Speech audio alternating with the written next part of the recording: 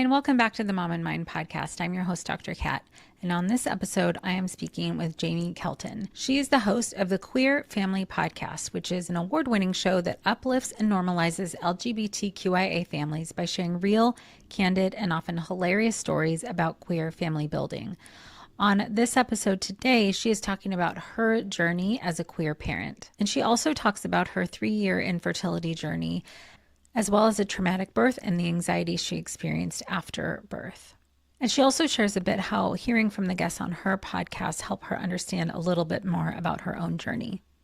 Jaimie is a Webby honoree, and she has been featured as a Go Magazine 100 Women We Love. She's also been named one of Podcast Magazine's top 50 moms in podcasting.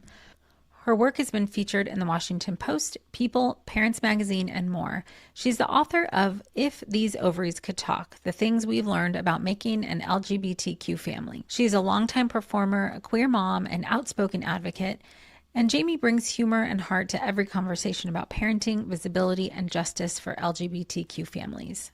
So let's dive in and hear from Jaimie. Welcome, Jaimie. Thank you so much for being here. Hi, thank you. Thanks for having me. Absolutely. Exciting. Yes, I'm happy to have you on, and I'm grateful that you want to come on and talk about your experience. That's so important for me and on this podcast to hear people's individual experiences, but also knowing that there's at least one person out there that's going to be able to resonate and feel heard and understood is really important, as I'm sure. Representation matters. It really does. Yes, It really, agreed. really does. It really Yeah. does. Yeah, I would love for you to jump in wherever you'd like in terms of your journey into parenthood. Okay. How much time you got? I know that's a wide, broad berth there, but Yeah. So my wife and I, we have 2 kids. And when we started our family building journey, we knew oh my God, it's a long story. So let me see where can I start with? When it comes to LGBTQ, as I like to call the LGBTQIA plus community, just to make it sound fancy. When it comes to LGBTQ family building, it's always a little more complicated in most instances, obviously, because we have too much of one thing in most instances and not enough of the other, or none of the other. So we know we're going to need help, right? And so the family building story usually comes in to the picture in a relationship relatively early on. So from like our first date, we knew we wanted to have at least a kid. And then of course a lot of conversations have to be had after that. It's not just an easy, okay, we want to have them, that'll come down in the future. No, now we have to know, how do we want to have them? Do we want to use a known donor? Do we want to use an anonymous donor? Do we want to adopt? Okay, if we're going to use a donor, who's going to carry the child? Who cares more about, like, so many things need to be talked about beforehand. So we had a plan.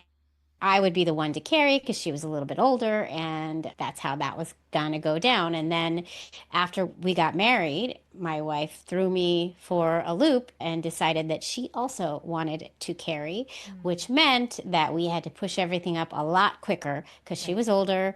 So we had to get started right away. And that meant we weren't just having one kid, we were having two because I still wanted to carry as well. Right. So on our wedding, like on the day after our wedding, it was decided that, okay, here we go. We have to do it, and we have to start saving money, and we have to get the doctors, get everything. So many things have to happen. So we got started right away. My wife went first and ended up having our daughter. It was a relatively easy conception journey. We used a anonymous donor at a sperm bank and all the things, and my wife had our daughter. And then it came time for me to have our kid, and we wanted them to be 2.5 years apart.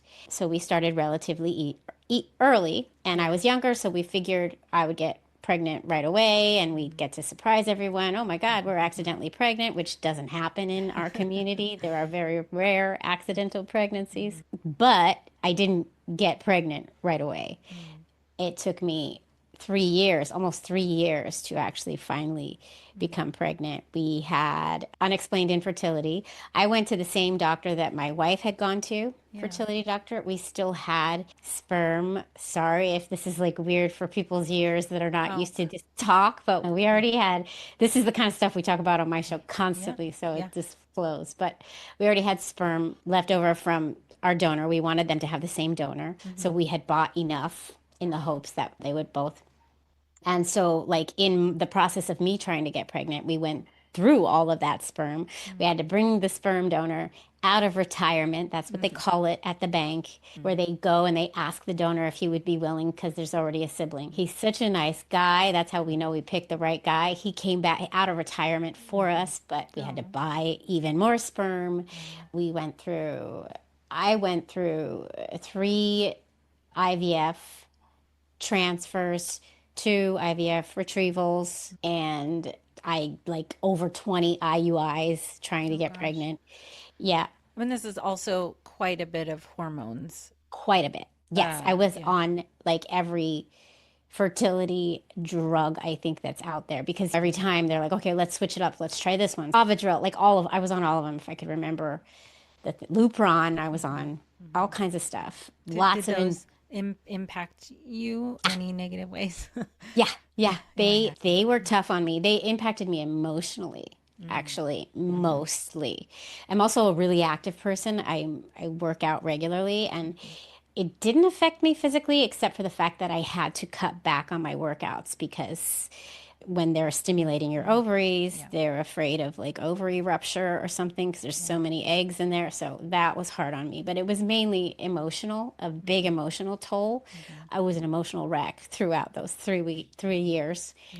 which is funny because my wife had been on the same drugs, some of the same drugs. Uh-huh. Didn't affect her at all, Totally so different biochemistry, makeup, all that stuff. Wow. so Yep. everybody's so different. Yeah, so that took its toll on me for sure. Yeah.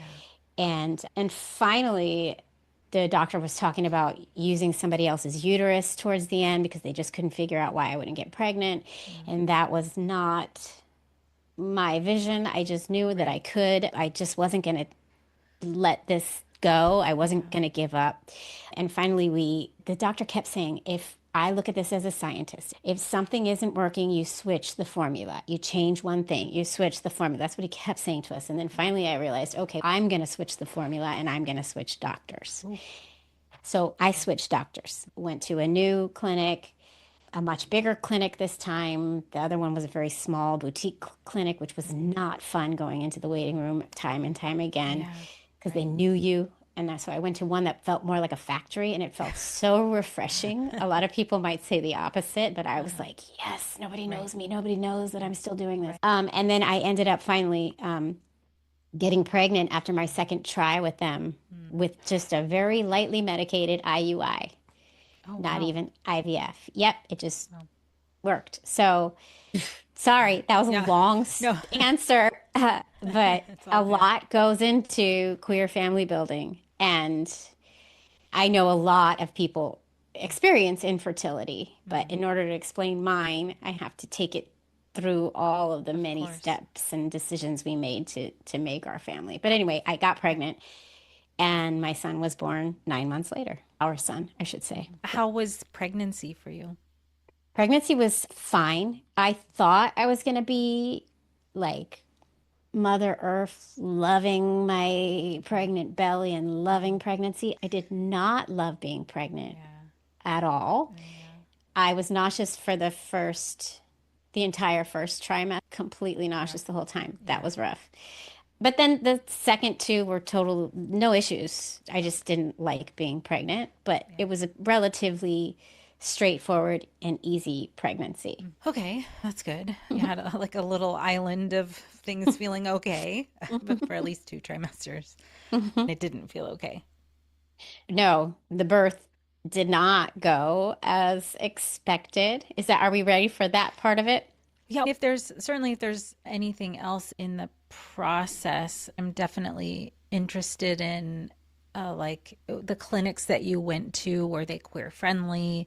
Did you have to like search for a clinic that Oh, that's was? interesting. Yeah, that's a good question, actually. Most of them will say they're queer friendly. They like to paste that Mm, rainbow flag on their flyers and mm, stuff. And a lot of them say they are queer inclusive.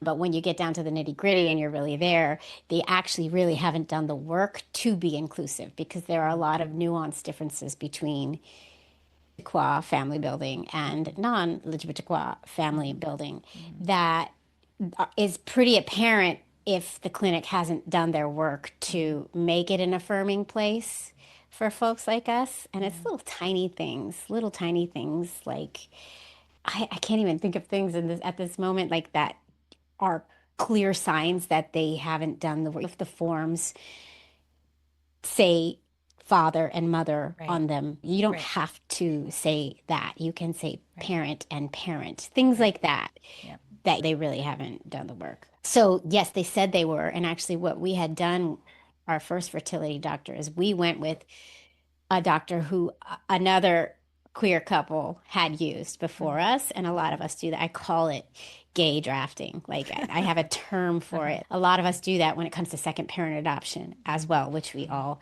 need to do. We usually go with the lawyer that our friends had used before. You mhm, use the path that your friends did mhm. because especially when I was starting out, there weren't books about this. There weren't podcasts about Right, this. So right. we all had to go by word of mouth. Now there's more for us, but still not enough.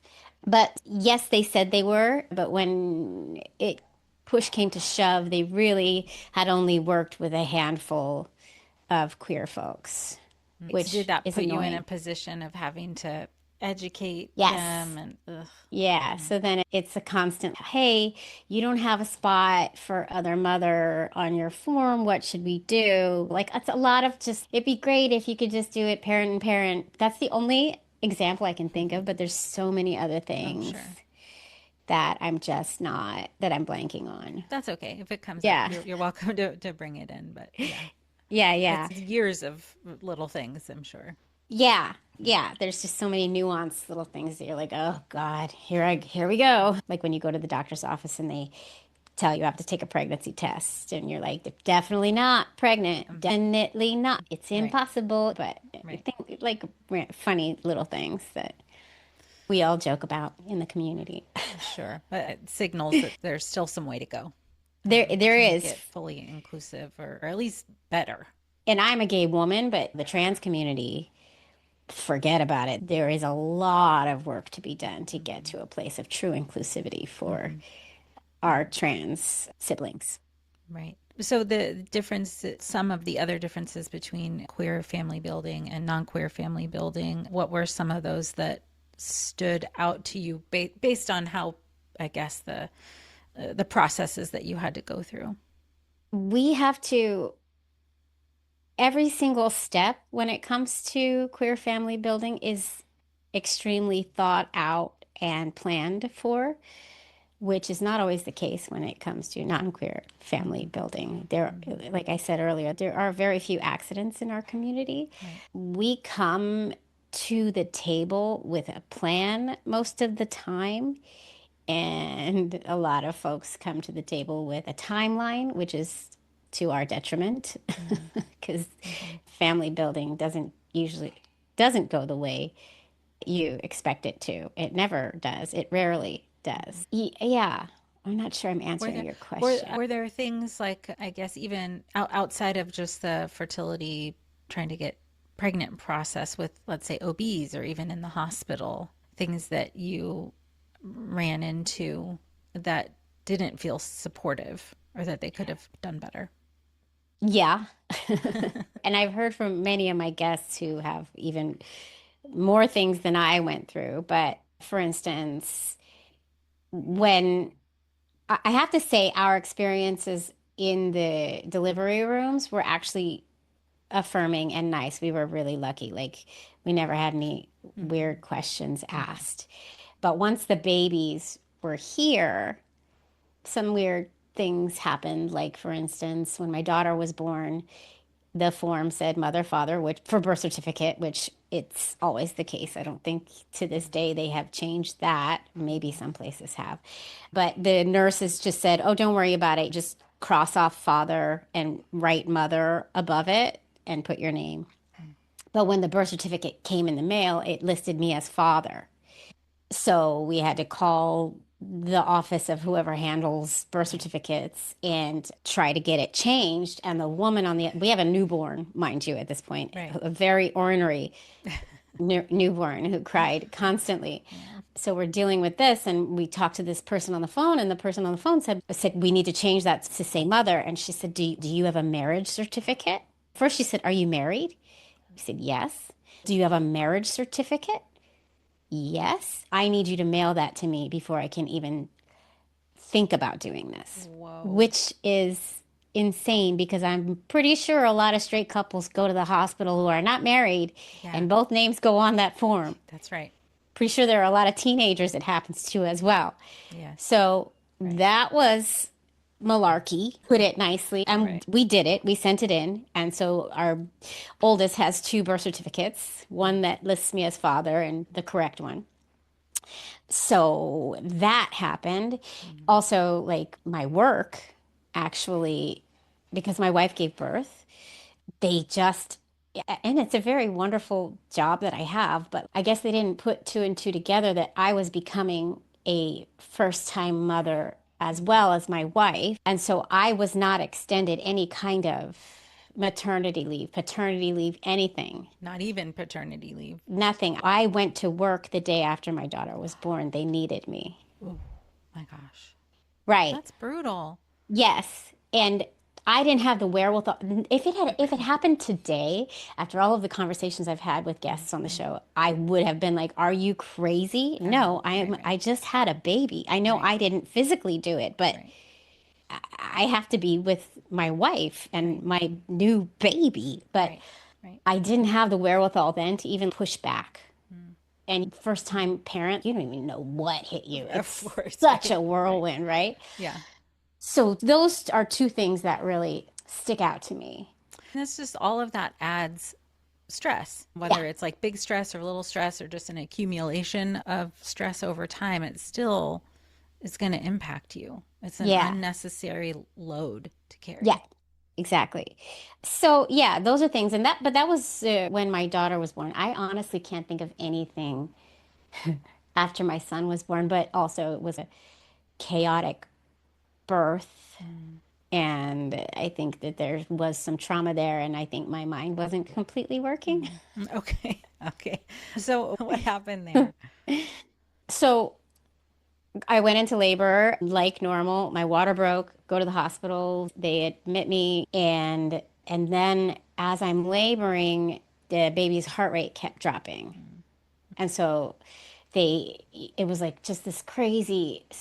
I remember my wife's birth being just so calm and chill, and we just made it through. Mine was the complete opposite. Like every 30 minutes, a team of doctors and nurses were like rushing in and That's scary. messing with the monitor. Yeah, I Yeah. mean, but and flipping me. They tell you to flip over and flip this way and get on your knees because they're trying to get the baby's heart rate to come back up and they're not sure what is cutting it off. They pushed it to the very last minute. And so it was like hours of just teams of doctors rushing in and flipping me. And you're in such a fog when you're the one in labor that it's all a fog to me now. But my wife describes it as being like one of the scary, like it was so scary. And then I hear my friends saying they were all like texting with her constantly. Oh my God, what's happening? What's happening? What's happening? So I guess it was traumatic, but it's still such a blur to me. And so they pushed it until I was like 9.5 centimeters dilated, and his heart rate dropped. And the doctor was like, that's it. I'm calling it. We're going to a C-section right now. Yeah. So they like ran me on the bed. They were like running the bed down the hall. They were bumping into walls. It was crazy. They were like, let's go because I think his heart had stopped. Oh gosh. But I don't think they told us that. I don't think they. And so they get me in there and start strapping me down. And my wife wasn't even in the room. She hadn't even had a chance to make her way there. And they had the curtain up. And the doctor, I just remember the doctor like bringing his head around the curtain and saying to me, like really quickly and really intensely, do you understand what's happening right now? I need you to understand. We are giving you a C-section. We have to get this baby out. I need your consent right now. You need to tell me. It was like very intense. And I was like, uh-huh, okay. And then I was like, wait, am I numb? Wait. And then it was like, zip me open and pulled that baby out and he cried and everything was fine. But my wife hadn't even made it in the room yet.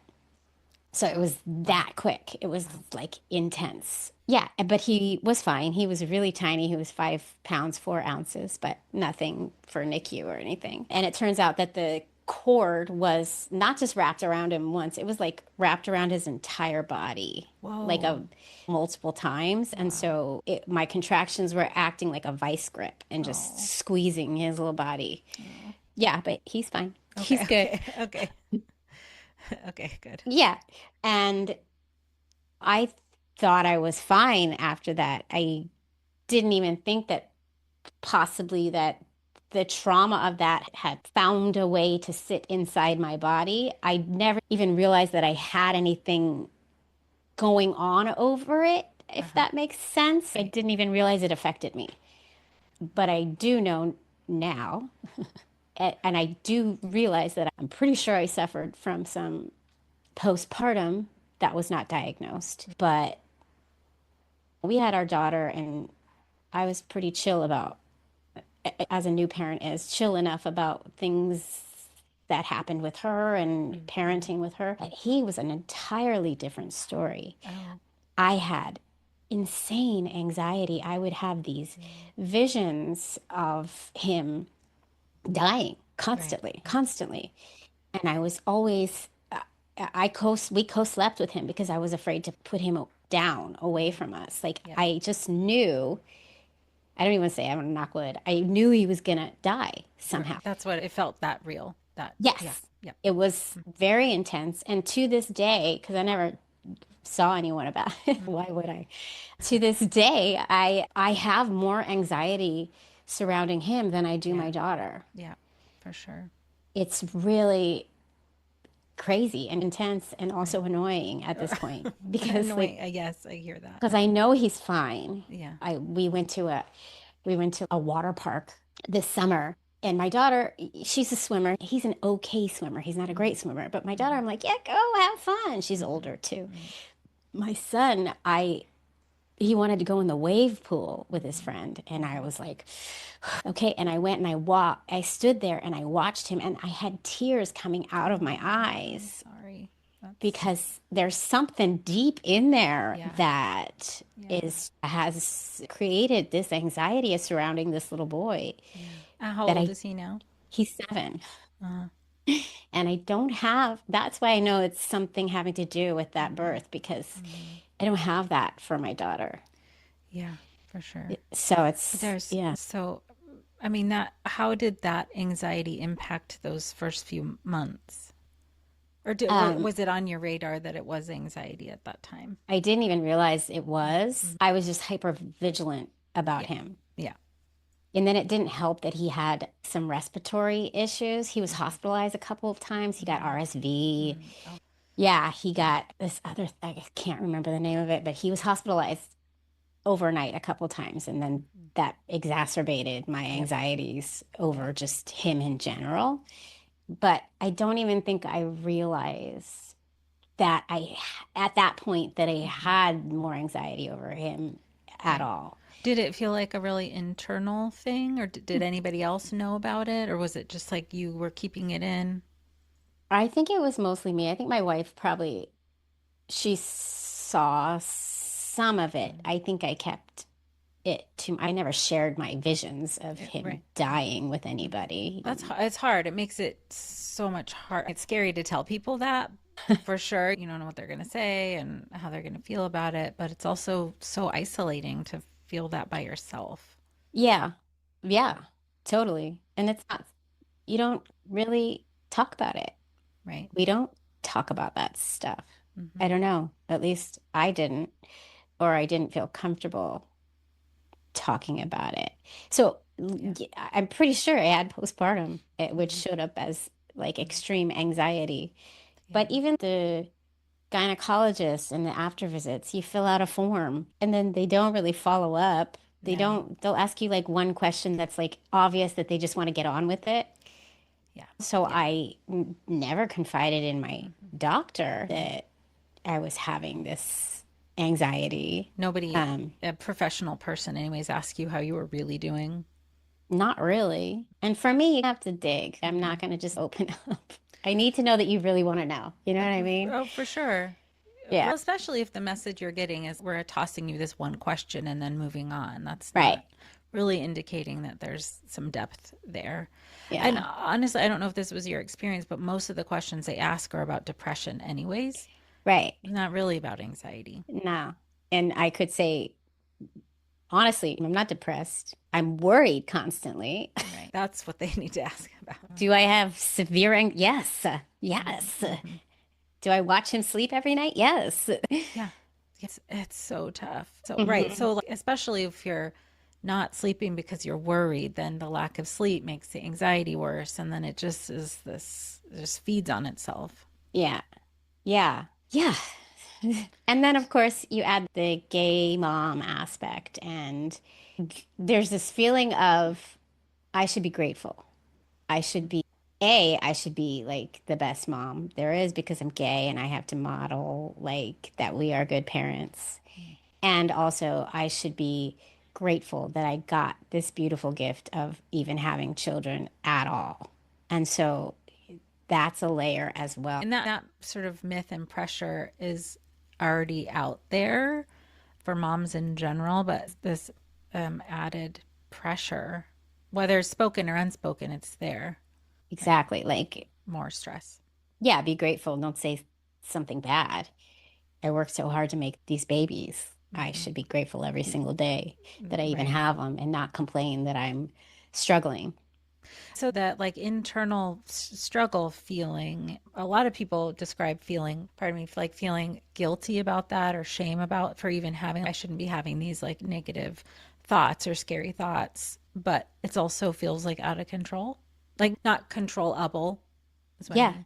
it is Um, totally uncontrollable. right. Yeah, So you're like, this feels horrible. It feels out of control and you can't quite stop it or I don't know how. And I also can't tell anybody. I'm also supposed to be happy. And like, yeah, how are you supposed to feel okay in that soup? exactly. And you're stuck in the soup. You're just stuck in the soup. Yeah, for sure. Yeah. For a long time. It sounds like still there, remnants of it, not as intense as it was, but Oh, um, I definitely, there is. And then I wonder how much of it came from my infertility as well. mm, Like it was so hard to yeah, make him, yeah, and then all the drugs I was on. yeah. My body has residuals from those drugs to this day. You feel it. Yep, I have. I don't know if it's related. It's my own theory, but halfway through my infertility journey, I started getting extreme cramps in my Like, uterus. oh, okay. Yeah, uterine cramps, and they have continued since then. Oh my gosh.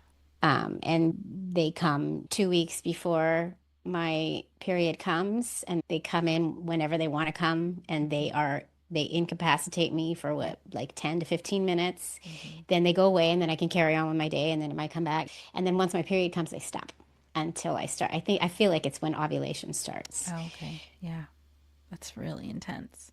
Yeah. So great. You have this also lovely reminder for two 2 weeks out of the month of all of this pain you went through. Yeah. Yeah. Yeah. That's tough. Yeah. That's I tough. feel like, yeah. I know for sometimes when there's a traumatic type of a birth, partners can also experience trauma from that. You don't have to speak to your wife's how she's feeling necessarily, but I wonder if she experienced any anxiety after that. I If you think, feel comfortable talking about it. no, I can try to speak for her. I can do my best, but I think that I think we both parent him with a little more worry and a little more fear. So I think, yes, Mm-hmm. she's not to the degree that I am Sure. about Yeah. him, but Mm-hmm. I think a little bit of trauma did set into her as well, honestly.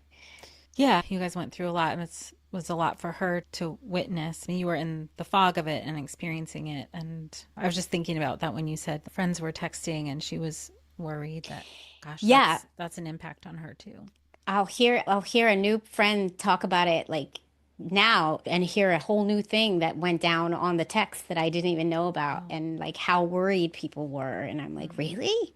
I didn't know everybody was so worried. I didn't know it was that crazy, which is oh, cool. Oh, it's you're like you said it. You're in a fog. You're in your own space, your own world. It's really hard to have a ton of perspective from the outside when you're mm, just trying to get that kid out.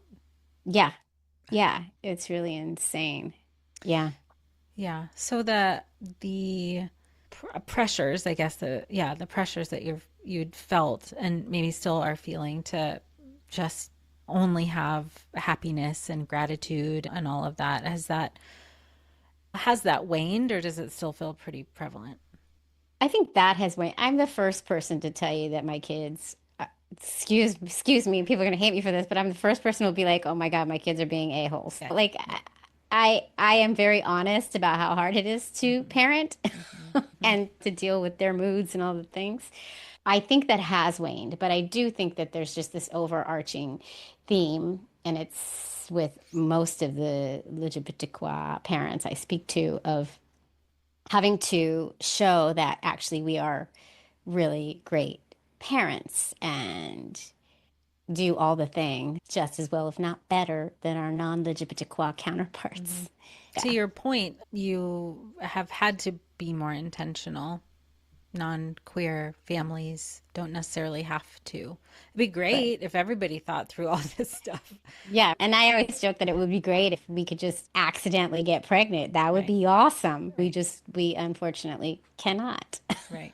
So in this whole period of time, at any point in the process, had it ever come up as an option to go to therapy or get support or get help for the anxiety or the trauma? Not really. Only mainly because I didn't really know I was experiencing anything out of the ordinary because I was in a fog. I just had Right. no, I didn't have the wherewithal to even see that Yeah. perhaps I should speak with somebody.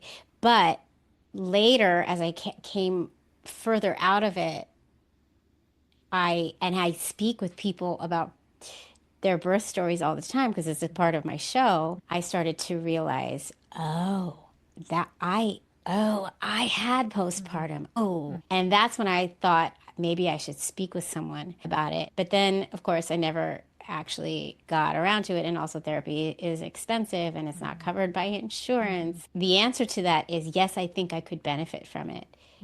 Did I Mm-hmm. do it? No. And did I realize it when I was going through it? No. I think that's a lot of people's experience too. It's just, if you don't know, you don't know. Right. And you just think, some people think, anyways, is this how I'm supposed to feel? Or I don't want to tell anybody how I feel. And Anything in there. I have a unique experience in already, like I was a mom already. I had a Mm-hmm. kid, but I didn't give birth to that kid. So I just chalked it up to, oh, this must be what it feels like when the child comes from your body. Yeah. Because I knew that my experience between the two was different. But then there's also like the worry about the non-bio connection, which is a very recurring theme in queer families. There are worries surrounding this non-bio connection if Mm-hmm. you happen to be a non-bio parent. And so that's also something that I don't even want to push into because God forbid, I realize that, oh my God, I feel more connected to this one because he came from my body, which is not the case, but it's like this Mm-hmm. fear. Yeah. Yeah. I don't want to dig too deep into this because I don't want to find that out. Mm-hmm. Absolutely not. So Mm-hmm. I think that it's the little nuanced things Right. that come with and also not just queer family building, adoptive parents as well. Sure. But yeah, so I think part of me was afraid to dig too deep. Sure. That I think is also true for a lot of people. It is, you don't know what you're gonna get, really. It's like No, you really you don't. your path becomes clear as you go through it, and as you put one foot in front of the other, it's hard to know where Yeah. it's gonna go. So thank you for speaking to that. So I think a lot of people can resonate with that for sure. Yeah. It's the tough things to even talk about or admit, Oh yeah. especially when it comes to this non-bio versus bio connection and Mhm. the fears surrounding that. Yeah. Yeah. You had it is deep, and it sounds like on your podcast, thankfully through other people's stories, you like learned a little bit more about your own experience, which is Definitely. so cool. I think that's just, yeah, the same thing I happens for me too. I'm like, oh shit, I think Yeah. I think Oh, that good. happened to me too. Okay, we can swear. Oh, Oh yeah. good. Because Yeah, I oh was trying sorry. to be all, Forgot to I tell was you. trying to be so buttoned up. Let it fly. Oh, good. I swear like a sailor. But no, but I've had guests that I've Uh-huh. interviewed tell me, girl, you need therapy. Okay. There you go. Yeah. I'm like, yeah, I think you're right. Yeah. Oh, that's funny Yeah. It's and sad. no, thoughtful. We'll say thoughtful. Yeah. So just to get a little brief taste of the things you talk about or things people talk about on your podcast, what are the range of things people could hear about? Oh, we run the gamut. It's what's called the Queer Family Podcast, and the tagline is the show all about family, but with gay.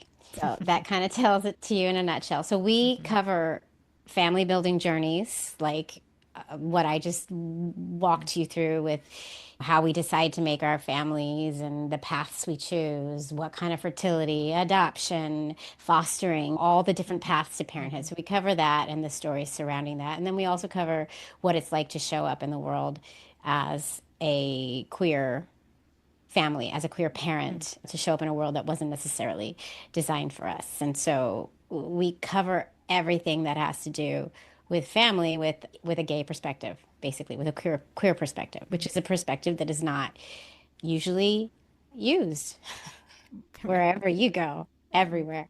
Yeah. So this is a huge resource, but also a bridge to fill that gap. Yeah, it's what started as like a passion project. I knew I had enough like lesbian mom friends to fill one season. Mhm. Quickly turned into we're in our 20th season now, and Amazing. it turned into something. And the resounding response from people was, "Thank you so much. I didn't even know I needed to hear these stories, Oh, and that's or you've helped me on my family building journey, or it's just so nice to hear my story mirrored back to me, like it's cathartic for right. people because we don't get to see our families. Hmm. I mean, Hmm. very rarely. Hmm. More a little bit now, but every time there's two moms on a movie, then there's all this pushback, and it's crazy hoopla. So it's so important for us to be able to representation. Yes, It's representation matters so absolutely. much. And we cover not like all the whole L, the G, the B, the T, the Q, the I, the A, the plus, all of our beautiful identities. I interview all walks of life under the LGBTQ umbrella and their That's beautiful. paths. That's beautiful. Yeah.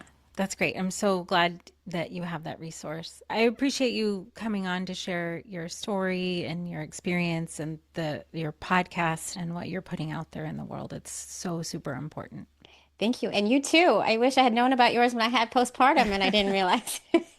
Maybe I should listen to more episodes of yours so I can work through my still underlying trauma.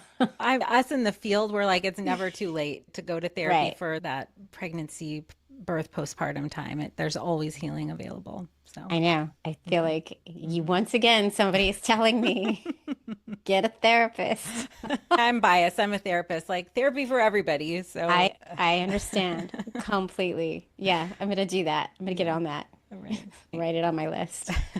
Awesome. Thank you so much for your time. Thank you. This has been great. Please go find the Queer Family Podcast on all podcast platforms, or you can go to thequeerfamilypodcast.com.